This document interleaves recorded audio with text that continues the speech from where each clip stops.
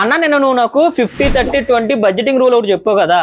అయితే దాంట్లో నువ్వు చెప్పినప్పుడు నాకు 20% ఇన్వెస్ట్మెంట్ లేదా సేవింగ్ అనేది చేయాలని చెప్పావు. అయితే అక్కడే నాకు డౌట్ వచ్చింది. అదేంటంటే మనం 20% సేవ్ చేస్తే సరిపోతుంది కదా, మళ్ళీ ఇన్వెస్ట్మెంట్ అనేది ఎందుకు చేయాలి? ముందుగా నేను నిన్ను ఒక ప్రశ్న అడుగుతాను, దానికి సమాధానం చెప్పు. నువ్వు 1,00,000 రూపాయలని ఒక బ్యాంకులో 10 సంవత్సరాలు అలాగే ఉంచితే కనుక దాని విలువ అదే విధంగా ఉంటుందా? అవునన్నా ఉంటది కదా. 1,00,000 అంటే 1,00,000 ఉంటది కదా. నెంబర్ మాత్రం అలాగే ఉంటుంది, కానీ కొనుగోలు శక్తి మాత్రం తగ్గిపోతుంది. దాన్ని ఇన్ఫ్లేషన్ అంటారు. ఎలా అంటే ఫర్ ఎగ్జాంపుల్ చూసుకుంటే ఇదే రోజు ఒక వస్తువు విలువ 100 రూపీస్ ఉంటే కనుక 10 సంవత్సరాల తర్వాత వస్తువు విలువ 180 నుంచి 200 ఉంటుంది.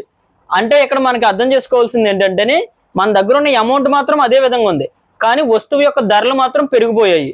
అంటే ఇప్పుడు నేను డబ్బు సేవ్ చేసుకుంటున్నానంటే కనుక దాని వాల్యూ నేను తగ్గించుకుంటున్నట్ట. ఎగ్జాక్ట్లీ. అందుకే సేవింగ్ అనేది డబ్బుని సేఫ్గా ఉంచడం, అదే మనకి ఇన్వెస్టింగ్ అనేది డబ్బుని గ్రో చేయడం. సో రెండు మనకు అవసరమే. మీకు ఇంకా సింపుల్గా చెప్పాలంటే ఎమర్జెన్సీ ఫండ్ కోసం మనం సేవింగ్ అనేది చేయాలి, అదే మనం ఫ్యూచర్లో వెల్త్ అనేది క్రియేట్ చేయడం కోసం ఇన్వెస్టింగ్ అనేది చేయాలి.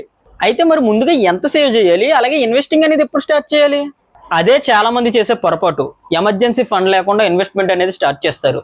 అసలు నెక్స్ట్ వీడియోలో ఎమర్జెన్సీ ఫండ్ అంటే ఏంటి, అసలు మన దగ్గర ఎంత ఉండాలనేది క్లారిటీగా ఎక్స్ప్లెయిన్ చేస్తాను. సో ఇలాంటి ఫైనాన్స్ కంటెంట్ గురించి మీరు సింపుల్గా తెలుసుకోవాలంటే కనుక మన అకౌంట్ని అర్జెంట్గా సబ్స్క్రైబ్ చేసుకోండి. ఓకేనా?